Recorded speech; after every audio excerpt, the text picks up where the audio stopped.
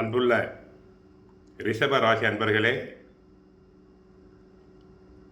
இந்த வார ராசி பலன். ரிஷப ராசியினருக்கு 2 குரு வக்கிரம், 4 கேது, 9 சூரியன், செவ்வாய், புதன், சுக்கிரன் இணைவு, 10 ராகு, லாபஸ்தானத்தில் சனி இருக்கிறார்.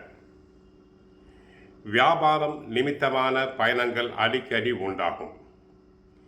சிலருக்கு எதிர்பாராத சில உதவிகள் மூலம் மாற்றங்கள் ஏற்படலாம்.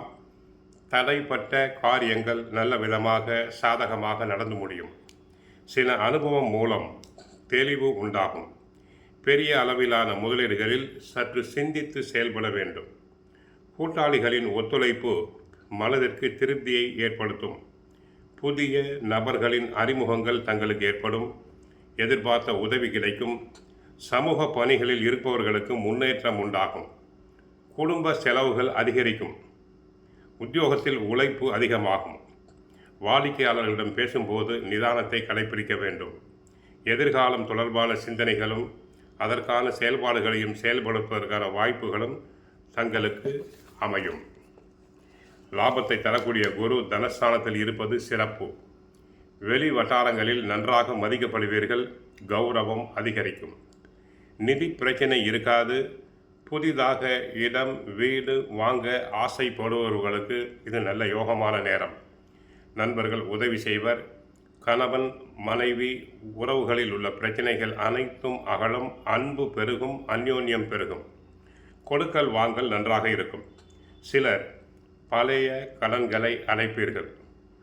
நினைத்த காரியங்கள் சற்று தாமதமானாலும் நிறைவேறிவிடும். தொழிலில் எதிர்பார்த்த லாபம் உண்டு.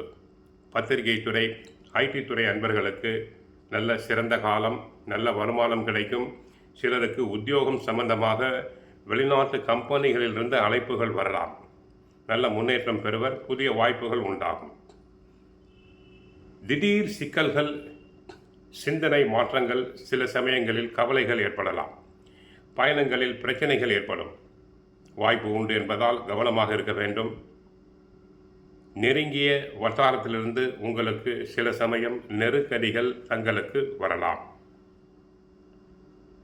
அடுத்து 18ஆம் தேதி, அதாவது 16ஆம் தேதி முதல் 18ஆம் தேதி மாலை 4:41 வரை சந்திராஷ்டமம் உண்டு. சந்திராஷ்டம தினத்தில் தங்களை அதிகம் குழப்பிக்கொள்ள வேண்டாம். பெண்கள் தனியாக பேசிக்கொள்ள வேண்டாம். அன்றைய தினம் வீட்டை விட்டு வெளியே செல்லும்போது சிறிது தேனை எடுத்து லேசாக நாக்கில் நக்கிக்கொள்ளவும், அல்லது இஞ்சி துண்டை மென்று கொள்ளலாம்.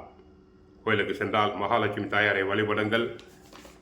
மன உளைச்சல் தங்களுக்கு இருந்தால்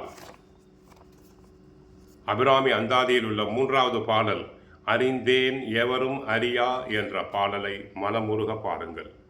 வாழ்க வளமுடன். மங்களம் உண்டாகட்டும்.